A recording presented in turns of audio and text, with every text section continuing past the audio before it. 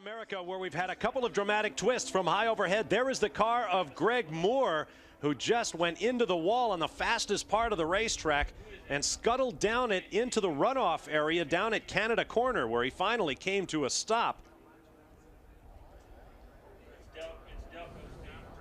Now let's take a look at what happened.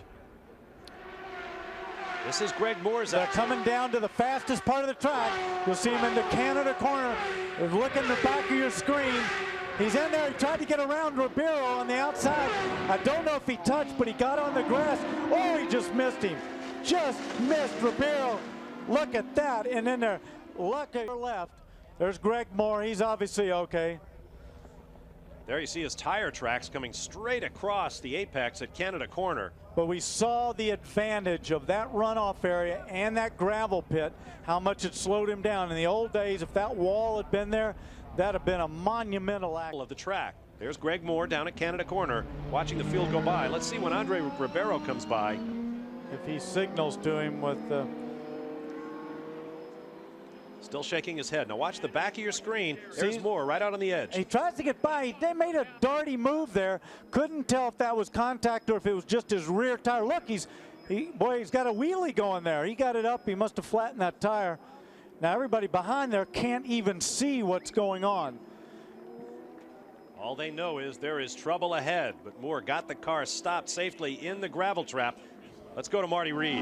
Yes, and Christian Fittipaldi is in, and his first start as the chief steward designate on the PPG IndyCar Series, and he's had a busy Sunday thus far. He has had a busy time of it. The other thing that I noticed in those pit stops, there's so much going on right now, was that Michael Andretti got out of the pits in front of Christian Fittipaldi. Cleanup continues as Greg Moore walks up the hill toward the scene of Davy Jones's wreck. They have got the car over. They're working with Jones, and they've brought a record to move the car away. There you see them working on the accident scene.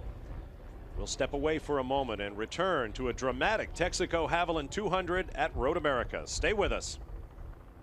I understand he was shaking his fist at you when he had the opportunity to see you and go by. I know you guys have had contact in the past, so your view is that he tried to pass you in a place you were not taking a defensive position?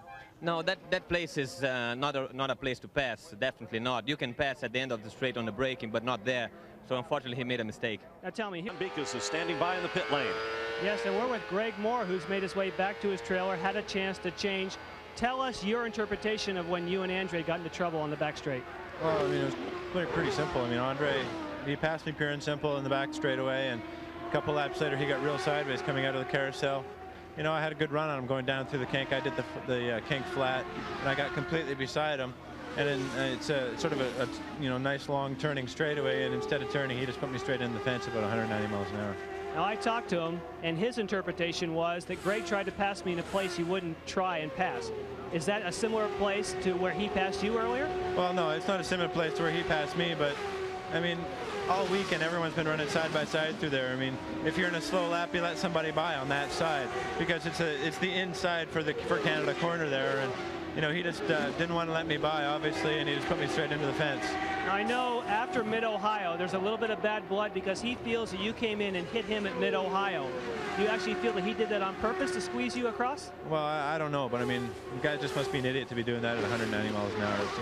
It's something you don't do. I mean, you know, I talked to Mark Blundell. You know, I mean, Andre's out there on a mission today, and you know, it's too bad that things like this happen for the whole players team because maybe we're running strong. We were just following Al around, and now I look, and Junior's leading the race. So I think we could have been there.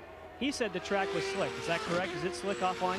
No, not really. I mean, it was slick where I was in the fence, but no, I mean, the track seems it's pretty good. Greg Moore, he went for a wild ride, and as you can see, big difference of opinion down here on pit road.